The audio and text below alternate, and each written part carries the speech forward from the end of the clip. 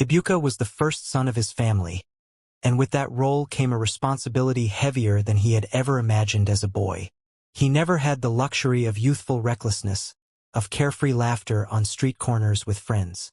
While his mates experimented with fashion, chased football dreams, or spent evenings scrolling on their phones, Ibuka's hands were already hardened with blisters from carrying blocks at construction sites. In the afternoons, he drove Kiki across the dusty streets, shouting for passengers until his throat turned dry.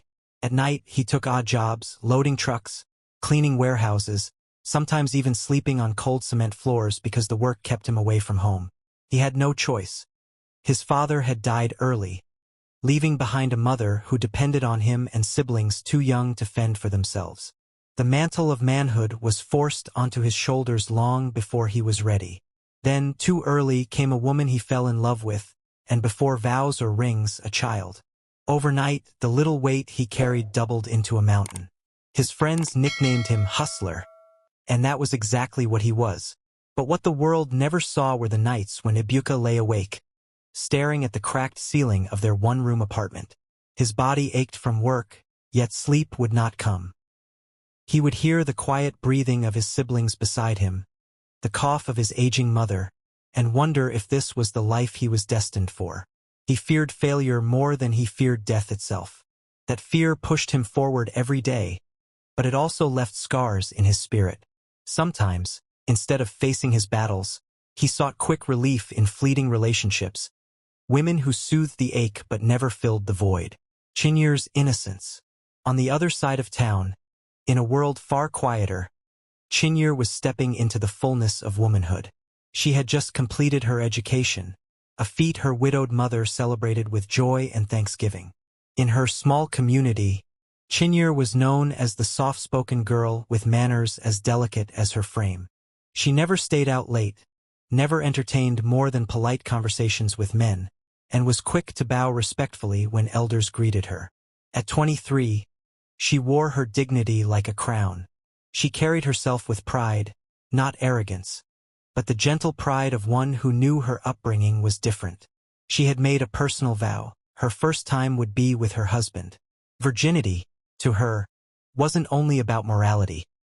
It was proof of her discipline, her strength to resist pressure, her devotion to a dream of pure love. And yet, behind that strong front was a young woman with longings that sometimes felt unbearable. She was tired of carrying her dreams alone, tired of watching her friends post engagement pictures on Facebook while she was still dodging nosy aunties who asked, "When will it be your turn?" She laughed politely whenever they asked, but in her room at night, she often cried into her pillow.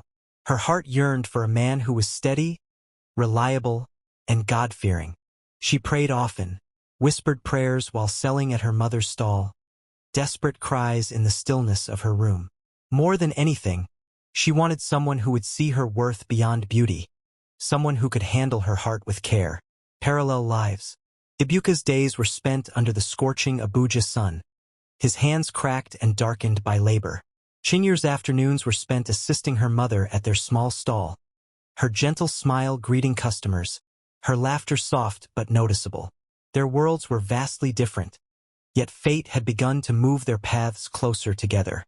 Ibuka had been bent under the weight of mistakes and responsibility, scarred by life too early. Chinyur still stood untouched, her innocence intact, her hope alive. Neither knew that once their lives collided, choices would be made that could not be undone. Choices that would ignite love, betrayal, and wounds deep enough to shape generations. A digital doorway. One humid evening, Chinyur lay on her bed scrolling through her phone. Her classmates filled her feed with graduations, job announcements, and engagement rings that sparkled in filtered photos. A quiet ache gnawed at her chest. Then came a notification. Friend request, Ibuka U. His profile picture was plain. Just him in a faded polo shirt, standing beside a Kiki.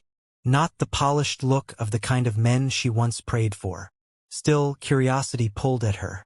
After a long pause, she accepted. Moments later, her inbox buzzed. Ibuka, good evening, fine girl. I hope I'm not disturbing your peace. Chinyur, no, you're not disturbing. Who are you? Ibuka. Just a simple man trying to know a queen. Your smile caught my attention. The compliment startled her. She blushed though she tried to maintain a straight face. Sweet beginnings. From that moment the chats never stopped. Every night, after Ibuka's long hustles and Chinyur's house chores, they found themselves talking until sleep pressed their eyes shut. He told her about his life, the construction sites, the endless struggle to make ends meet, his desire for a better tomorrow. She admired his raw honesty. It felt different from the sweetened lies she had once heard from other men. He made her laugh, teased her gently, and asked about her dreams. For him, Chinyur was like a fresh breeze. She wasn't loud or entitled. She was soft-spoken, dignified, and her innocence stirred something protective in him. One night, he typed a confession. Ibuka, honestly, you're too beautiful. I didn't expect a girl like you to even reply me. Chinyur, why do you say that? Ibuka, because girls like you don't usually look at men like me. But you're different. Her heart pounded at his words. For the first time in her life, she felt wanted by a man in a way that seemed genuine. Flaws in the light, but weeks into their blossoming bond, Chinyur noticed cracks. Ibuka was quick to complain about money, often speaking about what he wished he could do but rarely pushing himself beyond survival. When she asked about his long-term goals, his answers were vague. One day things will better. God will provide. She began to worry. Was he lazy or simply beaten down by life? Her innocent heart whispered that love could change him. She told herself that maybe what he needed was encouragement. So despite the red flags, she stayed. His roughness felt real. His attention filled the empty places in her. And she clung to that, a secret shared. Their late-night conversations grew deeper. They spoke of fears, of hopes, of the future. Then, one night, trembling, Chinyur revealed the truth she had never told any man. Chinyur, there's something about me you should know. I've never been with any man. I'm still a virgin. Her heart nearly leapt out of her chest. Minutes passed before his reply came. Ibuka, stop please.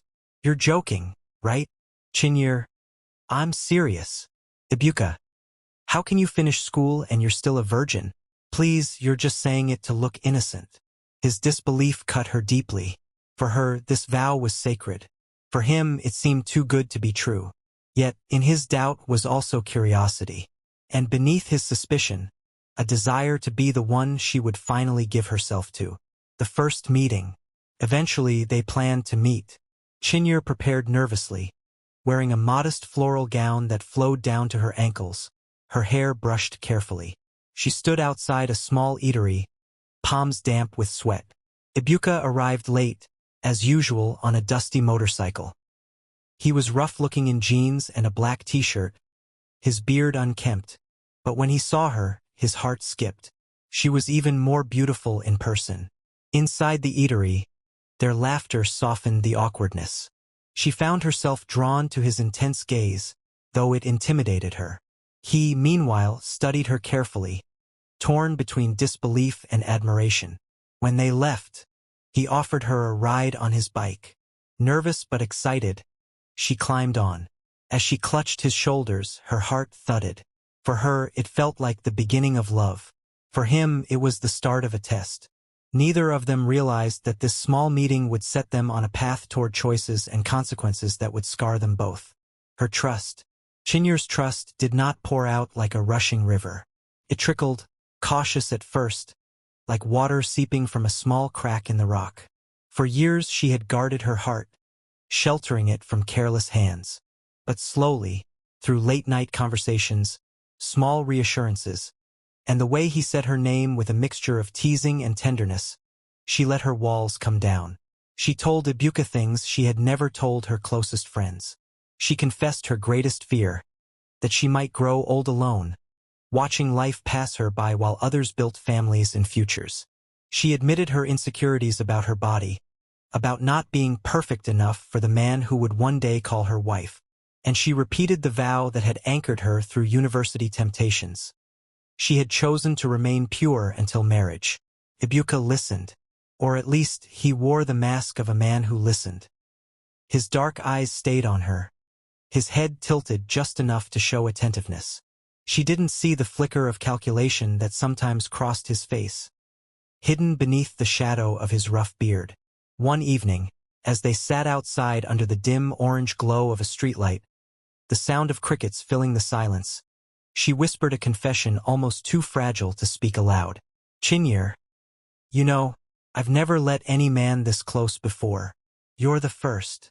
Her voice cracked on the last word, a tremor betraying her vulnerability. He reached for her hand, squeezing it gently. The pressure was tender, almost reassuring, though inside, he felt a smirk tugging at the corner of his lips. Ibuka, then I'll be the last. I'll take care of you, no matter what.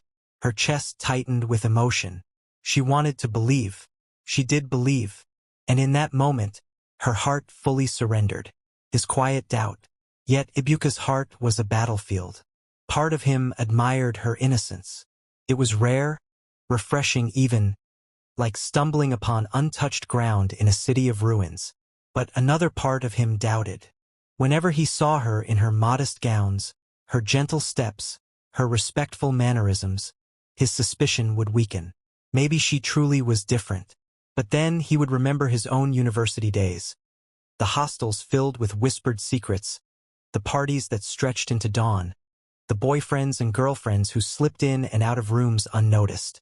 Virgin, at her age? He would chuckle to himself, shaking his head in disbelief. In the quiet of his thoughts, the words returned like a chant. I will confirm it myself. That shadow of doubt sat in his heart, heavy and persistent, and soon began to color the way he treated her. His compliments came tinged with curiosity. His gestures of affection carried the subtle weight of expectation. He was kind, yes, but it was the kindness of a man who wanted proof. The early sweetness. For a while, life with Chinyer felt like the softness Ibuka had longed for. Their days were simple, yet they were filled with light.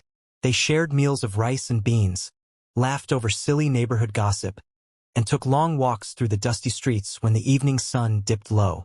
Sometimes, Ibuka would surprise her with little gifts. A cheap necklace strung with imitation gold. A pair of plastic sandals from his market. They weren't expensive, but Chinyer wore them proudly, lifting her chin as if she had been given diamonds. Her friends noticed the glow she carried, the way her smile had grown wider, her eyes brighter. Chinyer, you are falling in love, they teased, nudging her playfully. She blushed and shook her head, denying it outwardly. But in her heart, she knew it was true. She was falling fast. The first cracks. It wasn't long before the sweetness began to show cracks. Chinyer noticed how Ibuka often complained about money. Every conversation seemed to circle back to what he lacked, what life hadn't given him. When she gently suggested he consider learning a trade or pursuing a steady job, he brushed it off with casual faith. Ibuka, don't worry. One day I'll make it big. I no need all those small jobs. God's time is the best. The words troubled her. She wanted him to have direction, something concrete to hold on to.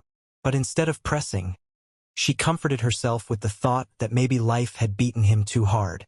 Maybe her love, her encouragement, could help him find his way. At the same time, Ibuka began testing her boundaries. He would joke about her virginity, teasing her with crude humor that made her blush uncomfortably. Sometimes, his jokes turned into subtle pressure. Small remarks that hinted she could prove her love by letting him go further physically. The unease gnawed at her, but love made her hopeful. He only pushes because he loves me, she told herself. The turning point. It was on a humid evening, when the air was thick and still, that the tension reached its peak. Ibuka had invited her to his small apartment, assuring her it was only to spend quiet time together. She hesitated, nervous about being alone with him in such a private space. But her heart was already tied to him, and she wanted to prove her trust. She dressed in a simple lilac gown, her hair tied neatly back, her lips trembling with a nervous smile. The room was modest. A single bed tucked in a corner, a wooden chair, a table cluttered with old receipts and papers. She noticed everything, filing it away in her heart as part of the man she loved. At first, they spoke softly, sharing small jokes. But soon the words faded. Ibuka leaned closer, his hand brushing hers, then her shoulder. Her breath caught. Chinyer. Ibuka, wait. I'm scared. He pulled back slightly, studying her face. Ibuka. Scared of what? Chinyer. You know, I told you before. I've never done this before. His tone softened, though desire burned behind his eyes. Ibuka. I know. But trust me, I'll take care of you. Her plea. Tears welled in her eyes before she even realized it. She clutched his arm with trembling hands, her voice breaking. Chinyer. Promise me? Promise you won't leave me after this. Don't take what I've kept all these years and then walk away. For a moment his heart stalled. He felt the weight of her innocence, the gravity of what she was about to give. He wanted her, desperately. But her words pierced him, a reminder that for her, this was more than flesh. It was forever. He cupped her face, whispering words he wasn't sure he fully meant. Ibuka. I'm not going anywhere. You're mine. Always. Her tears turned into trust. She nodded, believing him, and in that fragile belief she let go. The confirmation. When it finally happened, it was clumsy, awkward, filled with her sharp cries of pain and his hushed reassurances. She clung to him, trembling, as though her whole world was collapsing and being rebuilt at once. For him, it was a strange mixture of triumph and guilt. Triumph because she hadn't lied. She truly had been untouched. Guilt because he knew he might never live up to the promise he had just sealed with her body. Afterwards, she lay against his chest, whispering with fragile joy, Chinyer. Now you know, I kept it for you. Don't ever leave me. He stroked her hair, answering automatically. Ibuka. I told you I'm here. I'm not going anywhere. But his eyes stared blankly at the ceiling. Inside, his mind churned with fear, desire, and the haunting sense of a responsibility he wasn't ready to bear. Her relief, his conflict. Chinyer left his house that night with shaky legs but a heart that felt light as air. She told herself she had crossed into womanhood in the best way possible, with the man she loved. Ibuka, on the other hand, sat awake long after she was gone. The weight of what had happened pressed down on him like an iron chain. He had confirmed her innocence. He had won her trust. And now he was tied to a promise he wasn't sure he could keep. Yet in the days that followed, he masked his conflict with affection. He sent her morning texts before heading out to hustle. Ibuka. Good morning, my queen. Have you eaten? Chinyer. Not yet. I'm about to cook. Ibuka. Don't stress yourself too much. You're my wife-to-be. Nothing must happen to you. Her heart soared at his words. She clung to them as evidence that she had chosen right. His efforts, her glow. Ibuka tried, in small ways, to prove his love. He bought roasted corn and pear on evenings when he had a bit of cash. Sometimes suya wrapped in newspaper. They weren't grand gifts, but Chinyer treated them like treasures. They walked home under the moonlight, deliberately taking the longer route just to talk more. He teased her about her seriousness, making her laugh until tears rolled down her cheeks. Her friends noticed. Madame Ibuka, they called her playfully, and though she blushed, she never denied it. In her heart, she already felt married. And for a time, Ibuka too believed it. He looked at her and thought, maybe she is the one. But beneath the surface, his old restlessness stirred, waiting for its time to resurface. The shift. At first, the changes were small enough to ignore. Chinyer spent more time on her phone, thumbs flying across the screen long after midnight, her face lit by the cold blue glow. She joined 2 new WhatsApp groups, one for ladies' hangouts and another where stylish girls traded makeup links, lounge openings, and soft life tips. Their selfies filled her status. Glossy lips, flirty captions, slow-motion videos of clinking glasses. Ibuka noticed, but he told himself to be reasonable. Hadn't she sacrificed for him? Hadn't she cooked when there was little to eat? Ironed his shirts when he felt too tired to move? Prayed when he was discouraged? He swallowed his discomfort and repeated the same line. Let her breathe. She deserves it. But soon the changes stopped being subtle. She started returning home late, first just after 10, then near midnight, then well past it. Her perfume braided with the sharp scent of drinks and the whisper of cigarette smoke from places she swore she never stayed long. Her dresses crept shorter, her makeup bolder, fluttering lashes, glossy lips, a highlighter that caught every streetlight. Questions met answers that snapped like wires. Ibuka. Chinyere, you never used to do this. Where are you coming from at this hour? Chinyere. So now I can't have friends? I should just sit inside and cook every day? Please, let me be. Her tone landed like a fist against his ribs. He stood there, stunned, staring at the woman he once thought was incapable of such steel. The things he hated. It wasn't only the late nights. It was the quiet betrayals of routine. The carefully packed lunches he used to find by the door were gone.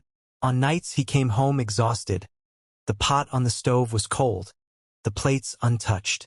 She had become the one staying out, cheeks flushed with laughter, while he ate standing at the sink.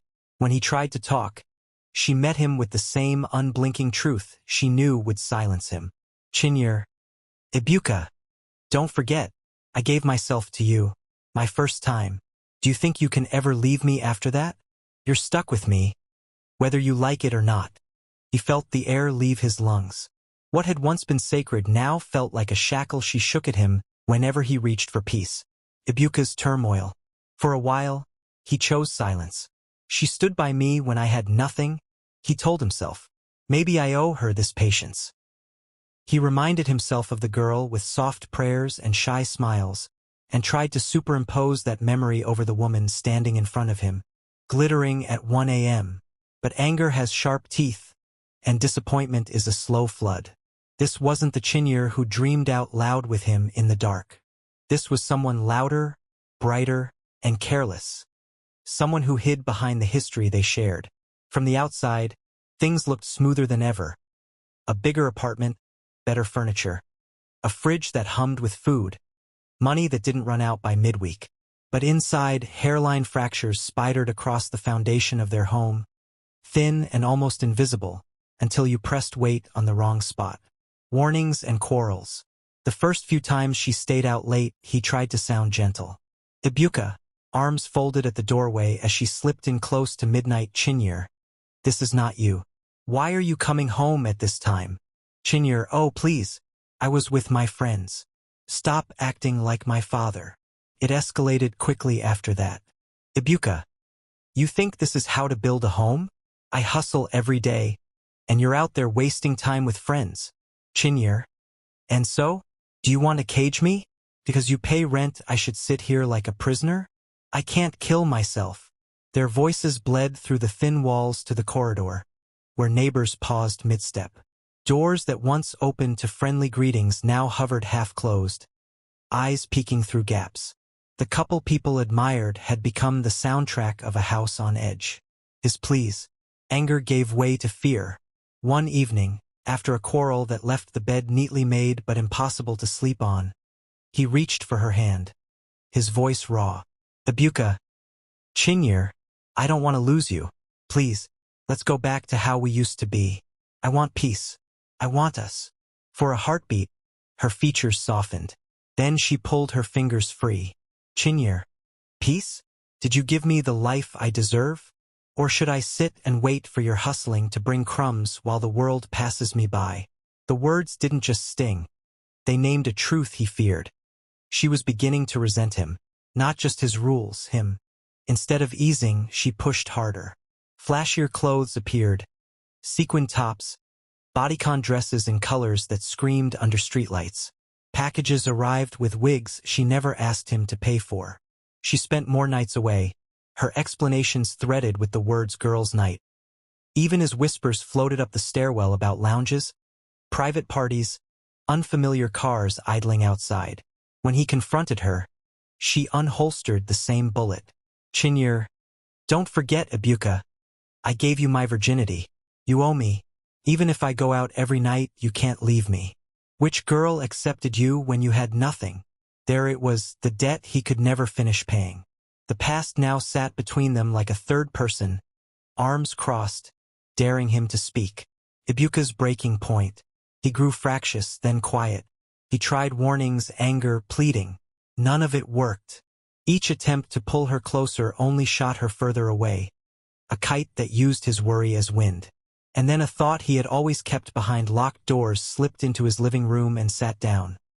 Maybe I need to look elsewhere for the peace she has taken away. He didn't chase the thought out. He didn't welcome it either.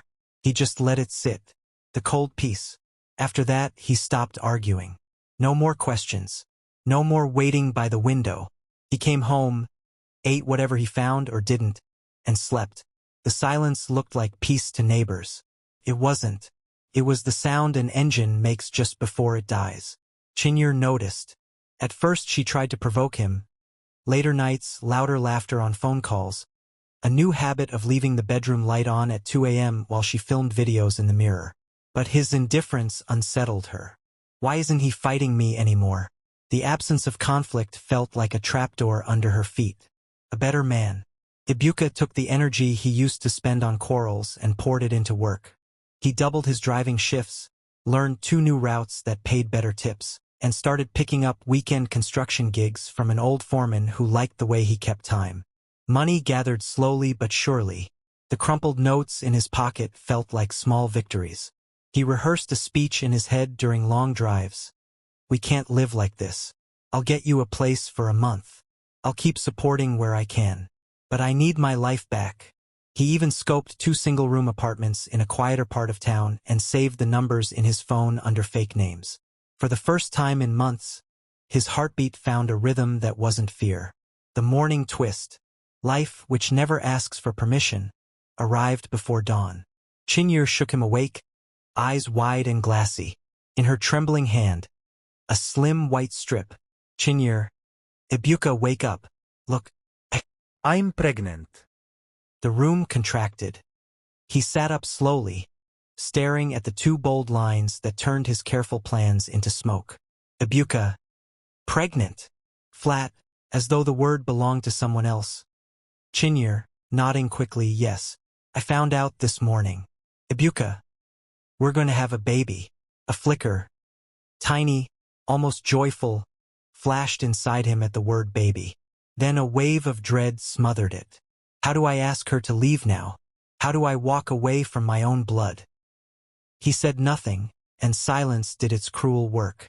Chinyer squeezed his fingers. Chinyer, this is God's plan for us. Now we'll be bound forever. You can't leave me, Ibuka. We're family now.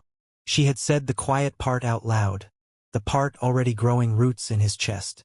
He forced a smile that didn't reach his eyes and pulled her into his arms. Ibuka. All right, Chinyer. We'll face this together. Inside him, a storm rolled across open water, a trophy of belonging. In the days that followed, her joy swelled. She walked around the compound with one palm resting on her belly, fielding congratulations from neighbors whose curiosity was finally satisfied. She posted a picture of her hand over flat fabric with a caption full of hearts and baby emojis. She had what she wanted. A seal no one could argue with. Hints about marriage came fast. Chinyer. People are already talking. You've put me in the family way. What are we waiting for? Let's start planning. Ibuka, sighing, keeping his voice even, let's take it step by step. We need to prepare well, not rush. But the truth he didn't say was simple. His heart had slipped out of the room some months ago and hadn't found its way back. Her worsening behavior. Pregnancy did not soften her. It sharpened her demands.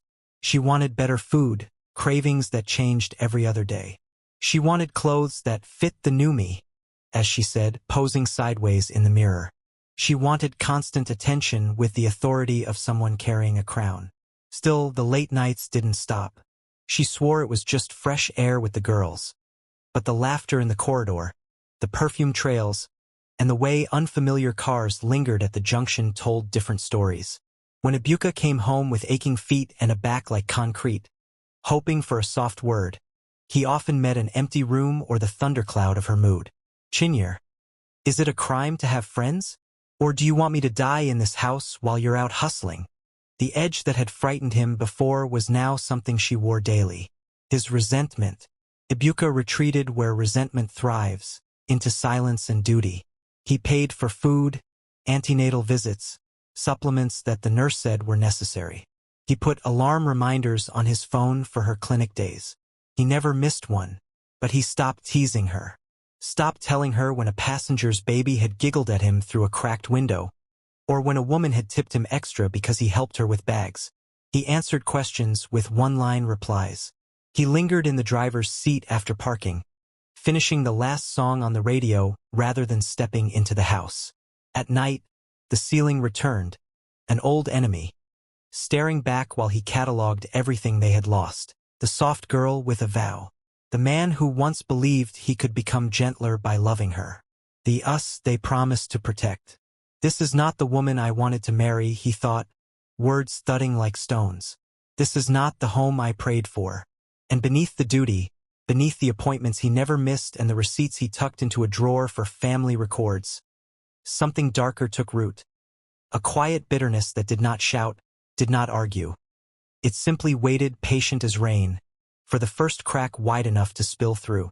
The more Ibuka pulled away, the more fiercely Chinyere pushed forward. Her voice, once soft and coaxing, now carried the edge of command. Chinyere, so you want people to say I trapped you? That I carried your child without being your wife? I can't live with that shame, Ibuka. You must marry me quickly. Ibuka, flat, his eyes on the floor rather than her face. We'll do it when the time is right. Stop rushing me. The refusal landed like a slap. She stood there, belly gently rounding beneath her fitted gown. Her chin lifted in disbelief. Then she reached for the words she knew had power over him. Chinyere, I gave you my virginity. I moved in when you had nothing. Now I'm carrying your child, and you still hesitate? What kind of man are you? He didn't answer. Something in him calcified. Instead of softening, his resentment congealed into a quiet defiance. He would provide. He would show up for the baby. But marriage? His heart had stopped seeing her as a wife months ago, and the distance between what he owed and what he desired grew wider every day. The silent war. By the third trimester, their home had become a battlefield without gunshots. No screaming, no flying plates, just a cold war of glances and door hinges and the rustle of receipts placed carefully on the table as proof of provision. They still shared a roof, but the warmth had bled out of their rooms. Conversations became transactions. Have you eaten? Transfer the money for the clinic. Your appointment is Wednesday. No laughter. No shared dreams about baby names or the color of the nursery. The silence was a thin blanket that covered them both without giving heat.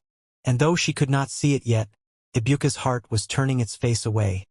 Slowly, almost imperceptibly. Rehearsing the posture of a man who would find comfort somewhere else, not out of lust, but out of starvation. Crowned by pregnancy. For many, pregnancy is a humbling, careful steps, softer words. But on Chinyere it sat like a crown.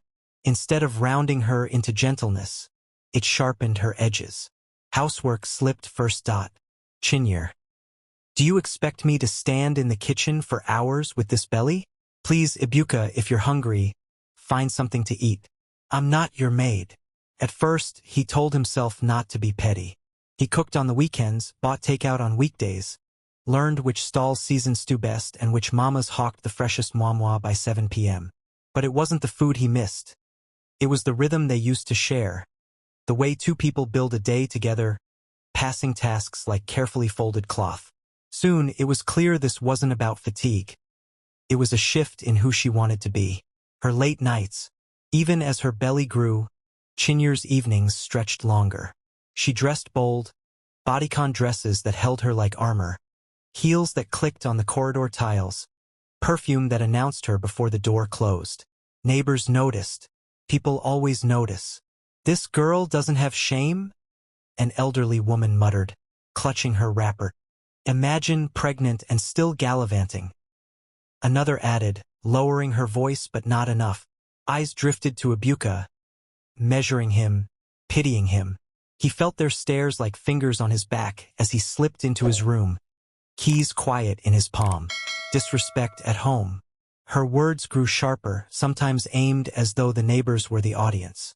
Chinyer loud, careless. What kind of man are you? You think because you give me small money you can control me? A beg. I was fine before you.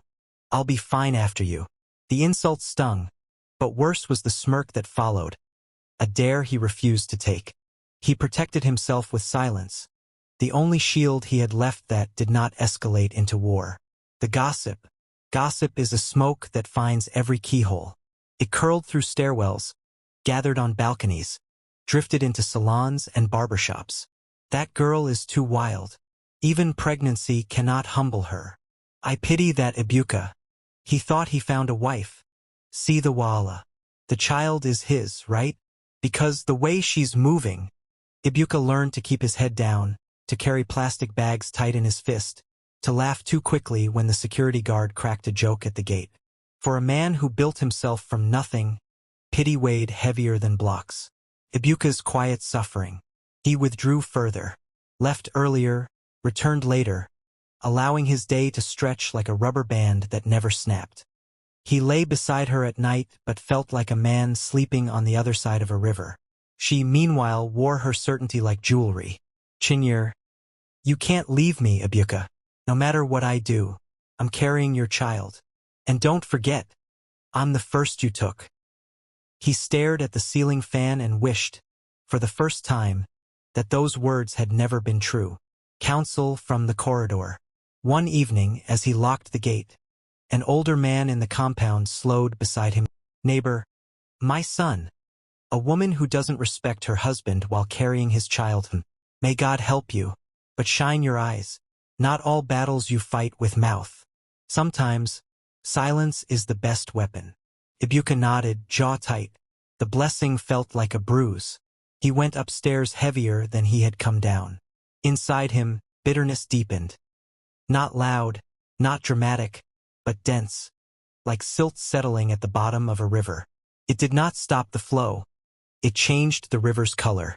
Private decision. By the final months, he stopped hoping for her change. The late nights, the sharp tongue, the glittering defiance. It had become her language. He made a quiet plan he told no one.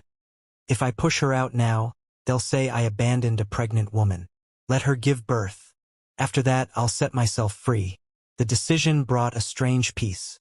He kept every appointment, paid every bill, bought a small stack of diapers each week until the wardrobe looked like a warehouse. He performed the part of supportive partner perfectly.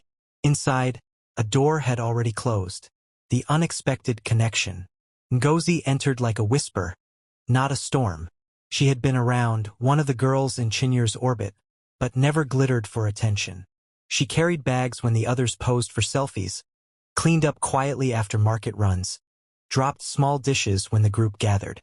Ibuka barely noticed her at first, but on an evening when Chinyer left again with her friends, Ngozi came by to return a borrowed blender.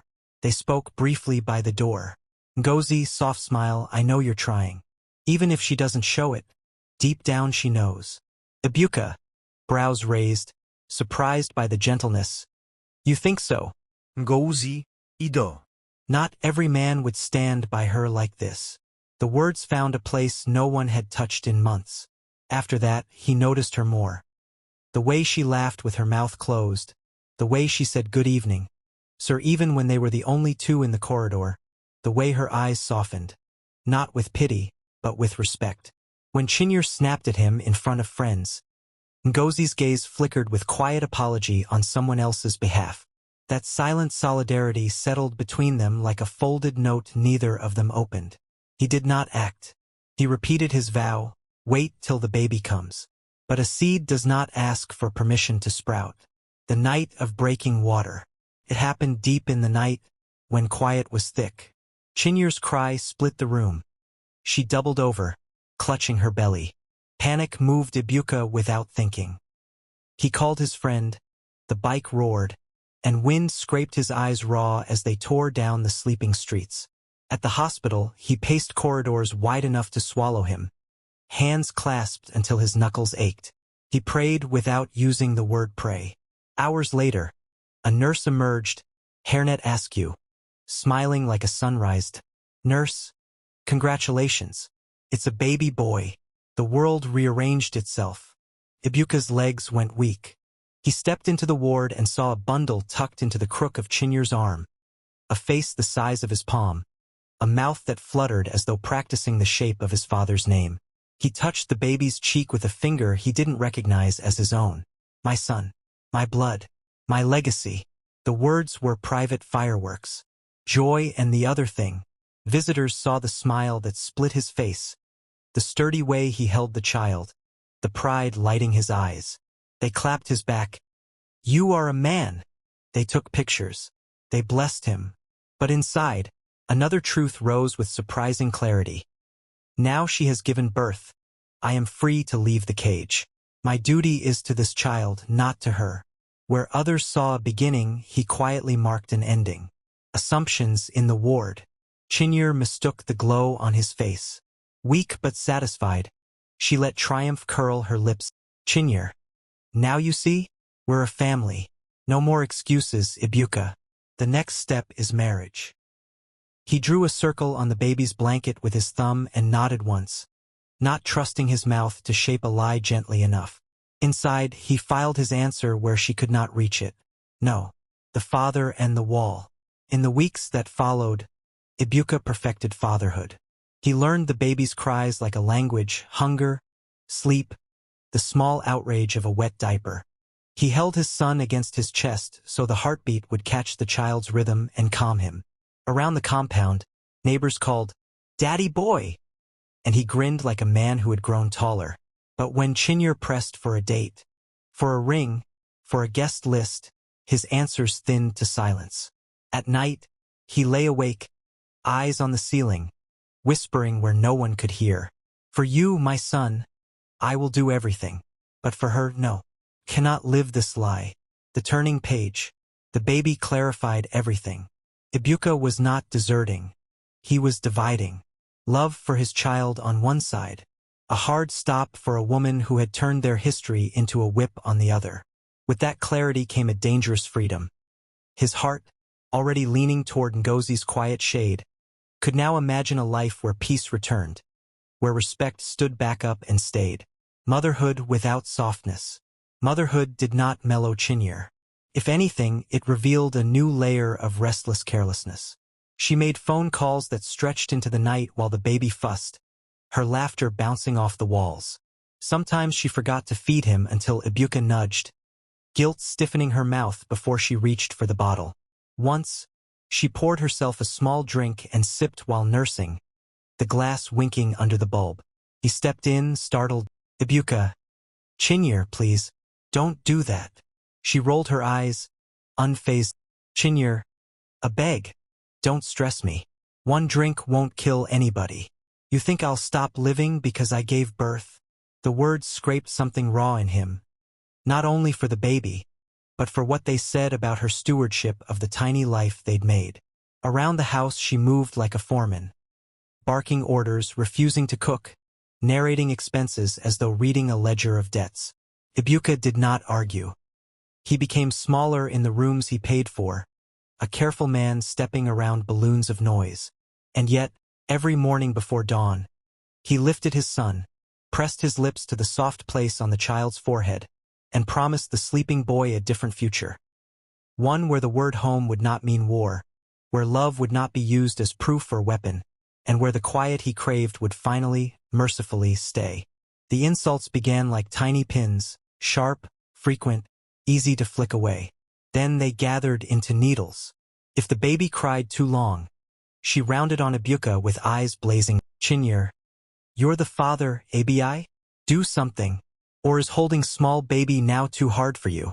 She'd stand in the doorway, arms folded, watching him rock their son with a pout that dared him to fail. When money ran thin, after rent, after clinic fees, after baby formula, she twisted the knife. Chinyer. Look at you. Other men are building houses for their wives, and you're here struggling to buy baby milk. Is this the life you promised me? The more she disrespected him, the quieter he became. Words he learned only fed the fire. He took longer routes on purpose to catch extra passengers, hauled sand one weekend just to keep his mind busy, and learned to cook with one arm while the other balanced the baby against his chest. He changed diapers in the muted blue of 3 a.m., warmed bottles in a pot when the power cut, and laid their child down with a sigh that never quite left his body. He left her to her own devices because she wanted it that way, and because anything else ended in a fight. His silence and her suspicion. At first she mistook his restraint for weakness. She strutted, hips swaying, lashes fluttering, certain he would never leave the orbit of her audacity. But time taught her a subtler lesson. He no longer asked where she went. He no longer complained when she scrolled past the baby's cries. The questions stopped. So did the glances that used to search her face for softness. Something else replaced them. Distance, quiet, deliberate. He started lingering outside after work, phone tilted in one hand, a small private smile pressing into his cheek. When she asked, he shrugged. Ibuka, network is better outside.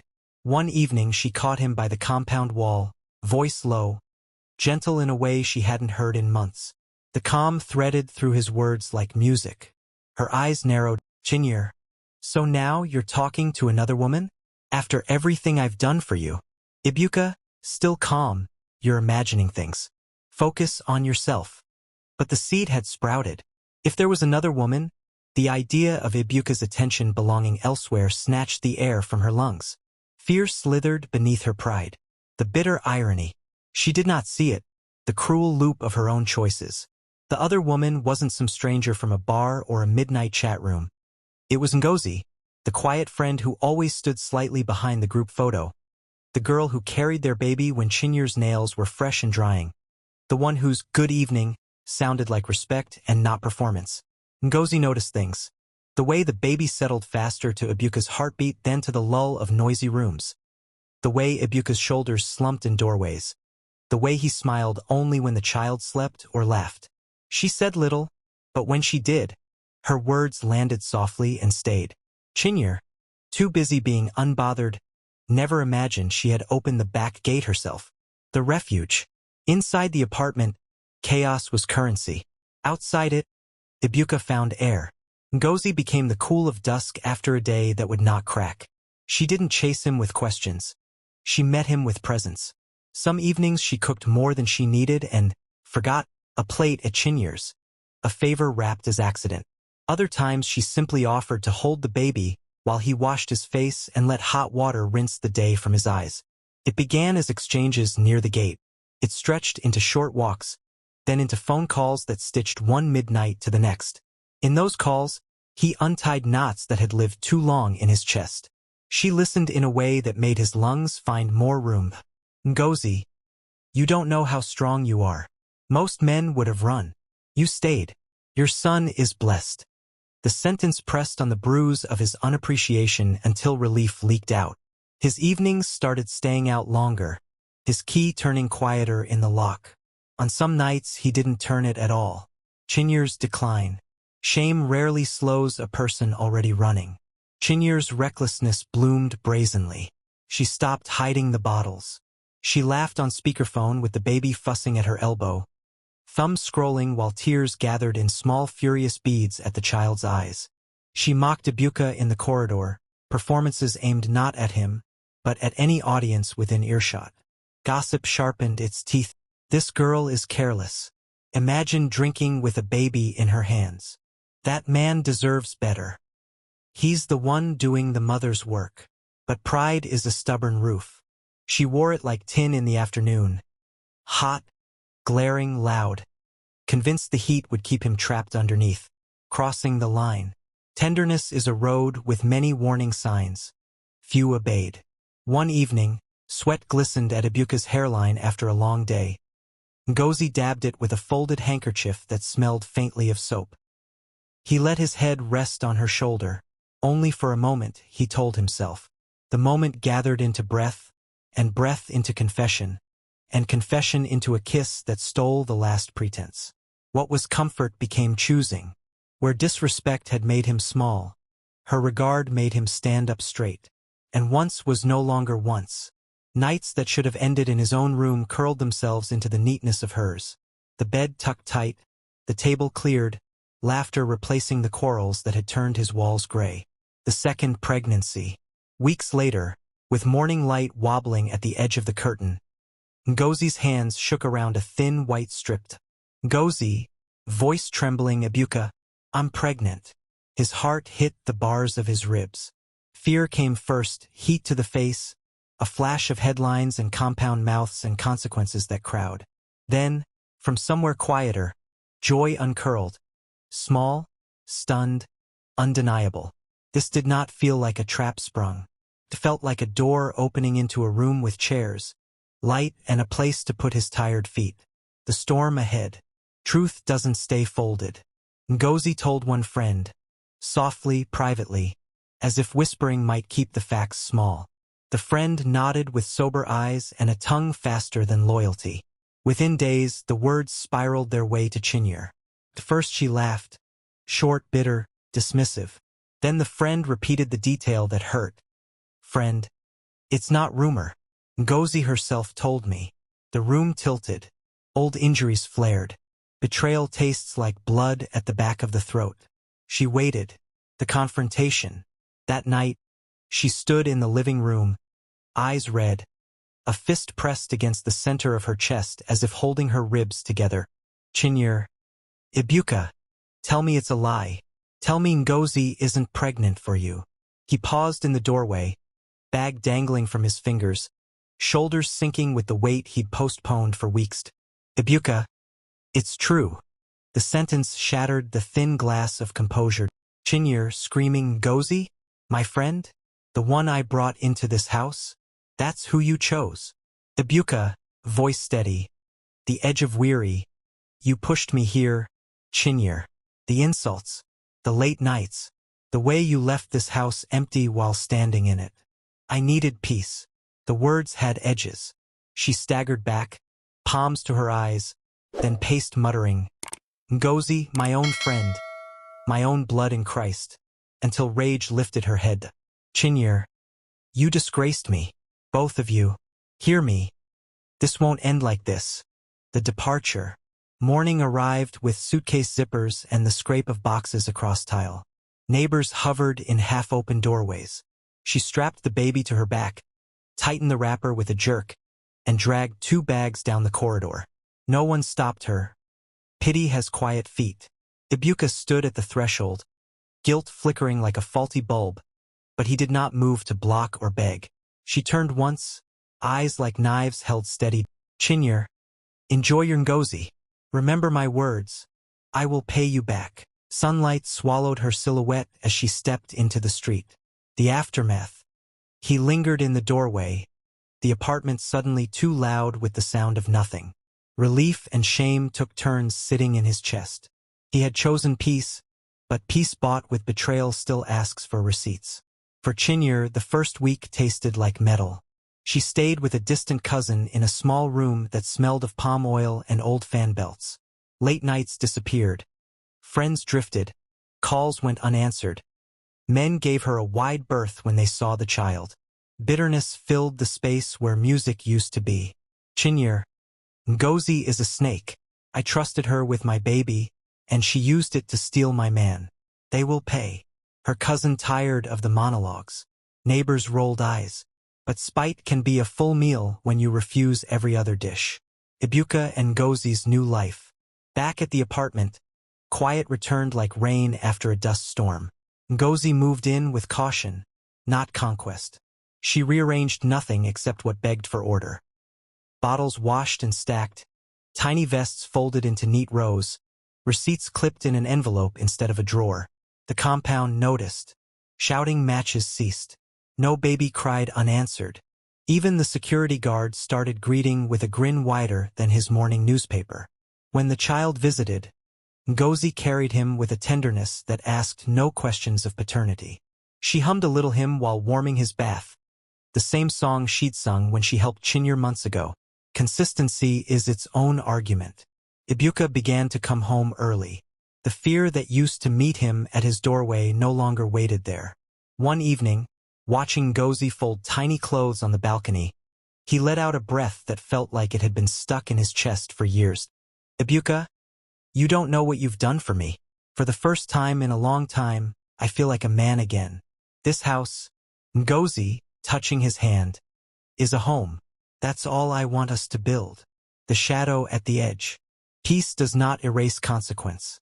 It only gives you the strength to face it. Outside their balcony glow, bitterness gathered. In a cramped room across town, Chinyer turned grief into fuel. Each time she glimpsed a couple walking slow with a pram, the sting renewed. Each time she passed their compound and heard soft laughter, her jaw set. He thinks he has peace.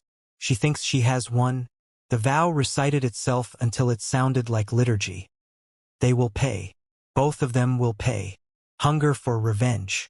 Days folded into each other like damp clothes. Chinyer felt the world continue without her. The cousin's patience thinned. The baby's needs did not. Pride, once a weapon, became a weight. She replayed Ibuka's calm voice, the way he said peace as if it were a person he'd moved in with. She pressed her palms to her eyes until she saw sparks, then opened them to a plan that scared and thrilled her at once. If Ibuka could betray me with someone close, she thought, then I will betray him with someone closer. Let him drink the medicine he mixed. Let the wound find his own house. And somewhere, quiet, persistent, the first name began to form. Not a stranger. Not a rumor. Someone whose loss would not be abstract. Someone whose absence would echo inside Ibuka's chest the way her own pain now echoed inside hers. She smiled without humor. A curve of the mouth that changed nothing and promised everything. Let him learn that not every storm comes with thunder. Some arrive as footsteps you trusted. From that night forward, something in Chinyer's gaze sharpened like a blade honed on stone. She no longer drifted through crowds. She scanned them.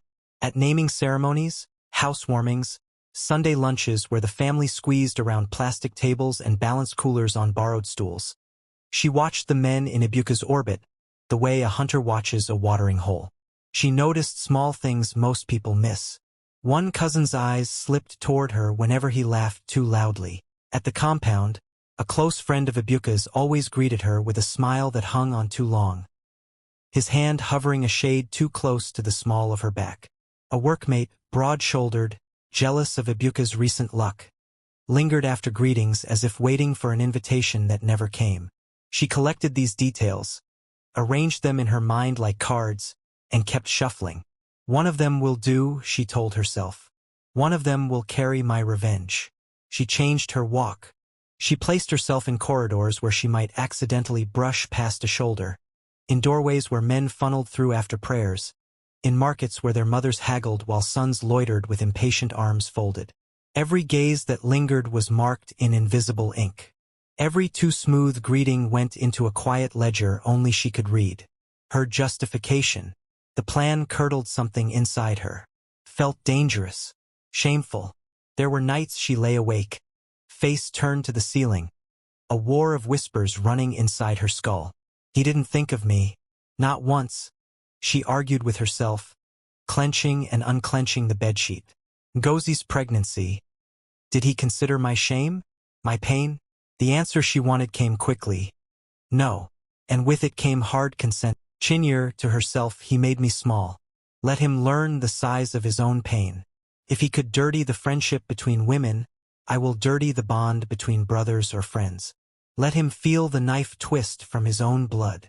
Each time Ngozi's face rose in her mind, the gentle eyelids, the quiet smile, bitterness frosted over the moment like harmattan on glass. Her conscience tried once more, whispering of God and consequence. She silenced it with the memory of Ibuka's calm voice. I needed peace. The two words stoked the furnace. Her resolve hardened. The bitterness grows. She returned to glamour like a soldier picking up armor.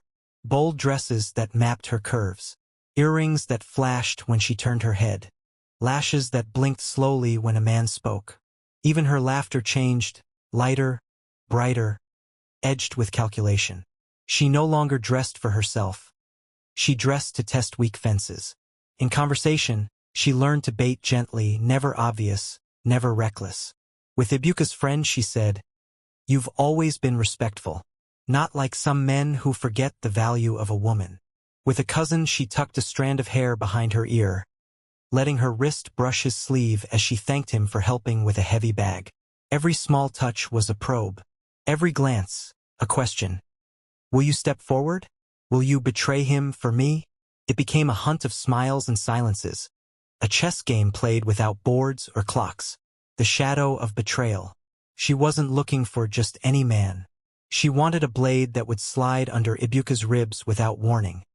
Someone whose betrayal would slice through not only his pride but his peace. Let it be close, she prayed with a bitterness that mocked prayer. Let it be intimate. Let it leave a scar he can't hide under shirts and smiles. She evaluated his circle, played possibilities against outcomes, weighed how far a rumor would travel and how deep a wound would carry. And slowly, a thought gathered mass until it clicked into place like a key turning. Obinna. Obinna, the perfect cut. Obinna had always been there. Quieter, steadier. A man who arranged chairs rather than commanded attention. At family events, he was the one pouring drinks for elders, lifting sleeping toddlers from laps to beds, refilling plates without being asked. Where Ibuka had heat, Obinna had shade. Where Ibuka had a voice, Obinna had presence. The family called him the good one, and that was precisely why he was perfect. If she could take him, she wouldn't simply bruise Ibuka's ego, she would stain the family banner. She began to calibrate her appearances to Obinna's schedule, arriving early at an auntie's to help slice plantain when she knew he came to set up canopies, passing his street on her way to a tailor, lingering longer at farewells so he'd be the one to walk her out. Chinyer, softly, one afternoon near a gate, "You're different from your brother, you know. Quiet, responsible. I respect that." Obinna laughed shyly, palms rubbing together as if he didn't know where to place his hands under praise. At first he filed her words as courtesy, but seeds seldom ask permission to sprout. The subtle pursuit. She fed him half-truths seasoned with sincerity, the kind of confessions that make decent men feel necessary. Chinyer, sighing, "Sometimes I think I chose wrong. He didn't value me. He broke me with someone I called friend. Somehow you're the only one I can talk to." Loyalty tugged Obinna's conscience like a string caught on a nail. But pity has soft hands, and attraction doesn't always introduce itself before it sits down. She let their fingers touch when passing a cup. She held his gaze a breath longer than manners allow. She laughed at jokes that were barely jokes, rewarding awkwardness with warmth. She curated small accidents the way a florist arranges thorns behind roses. She knew precisely when he started checking his phone to see if she'd text. She knew precisely when he began avoiding certain words out of respect for boundaries that were thinning. The trap tightens, weak stretched, thin, tremulous, shining. He walked her home after a family gathering one evening, both of them lingering under a streetlight that made their shadows lean into each other. At the doorway, she let silence knock first. Then, "Chinyer," eyes wet, voice low, "Do you know how many nights I cried because of your brother? How many times I wished he was more like you?" His chest rose, fell, stuttered. He looked away, looked back. A man caught between the person he'd been raised to be and the man desire was sketching in faint lines across his heart. When their lips met, it was not an explosion. It was a surrender. A white flag hoisted without witnesses. He tore away first. Obinna, breathless, "No. This is wrong. You're my brother's woman. He hurt you, yes, but he's still my blood." She stepped forward, eyes flaring. Not with shame, but with purpose. "Chinyer," fierce whisper, "he betrayed me first. He chose my friend.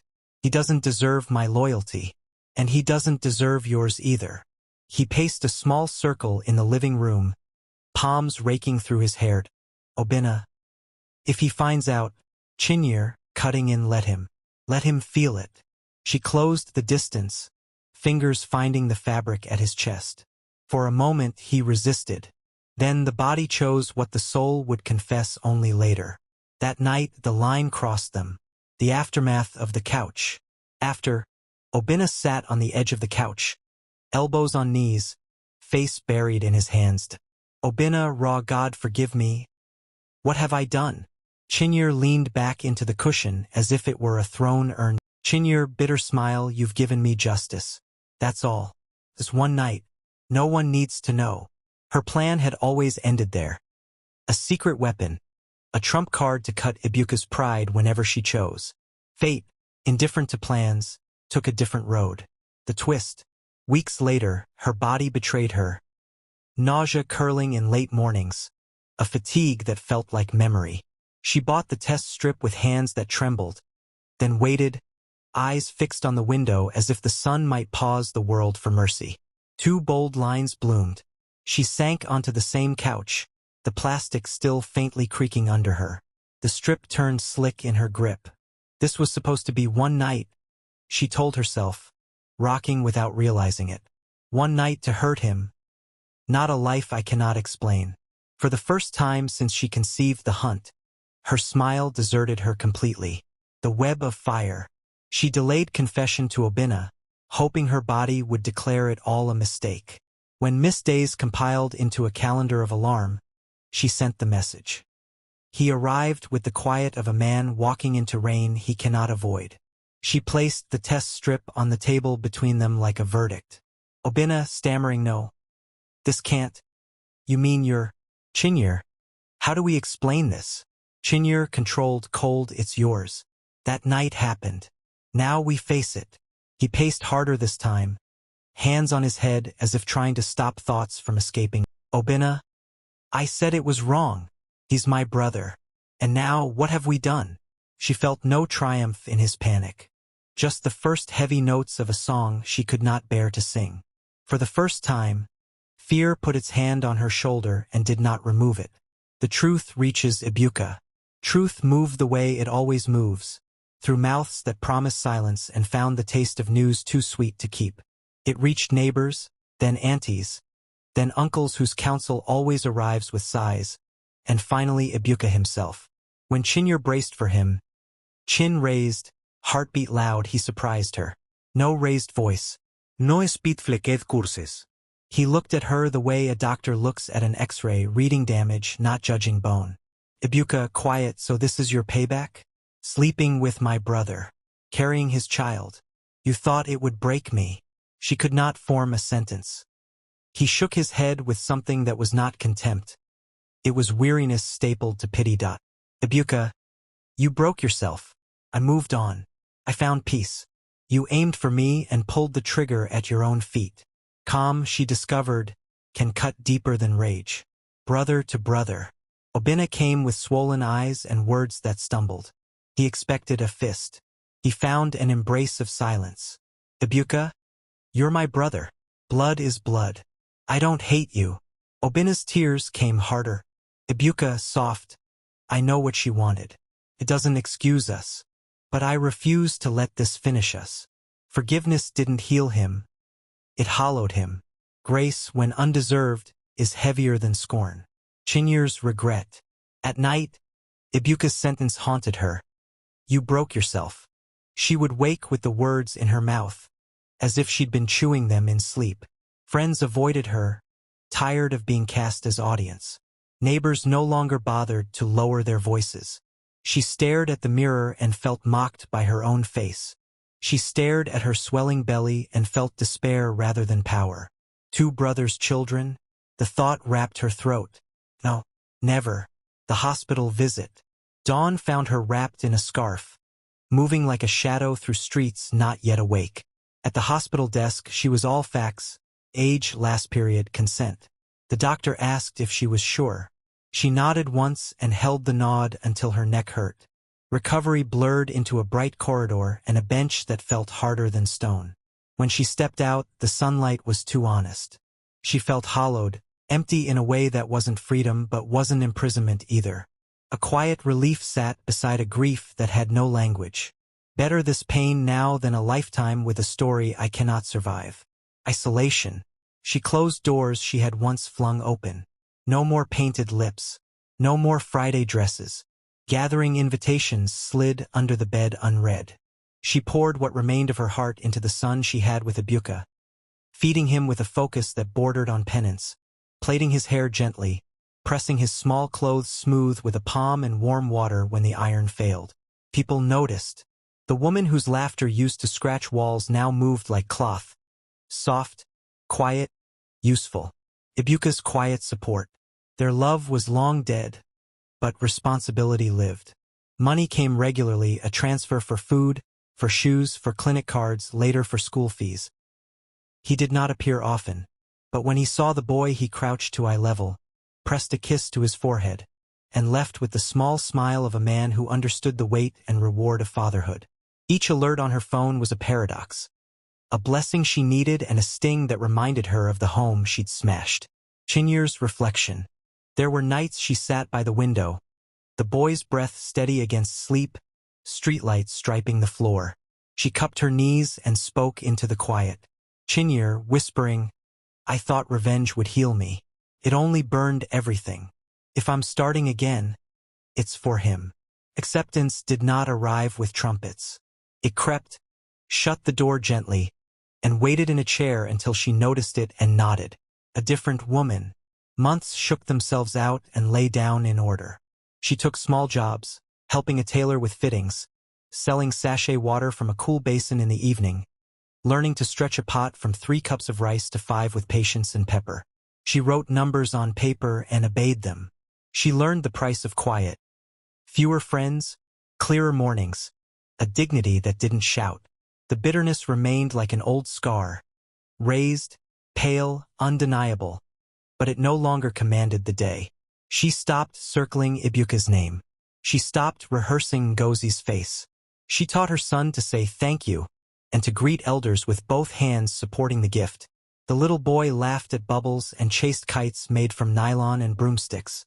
Sometimes, when he slept, she allowed herself a small smile that had nothing to do with winning or losing. She did not become perfect. She became present. And though the past hung in the air like a picture she could never take down, the room now had space for something else. A woman learning, slowly, stubbornly, to live forward. Thanks for watching. Kindly like, share with friends, and subscribe for more amazing stories.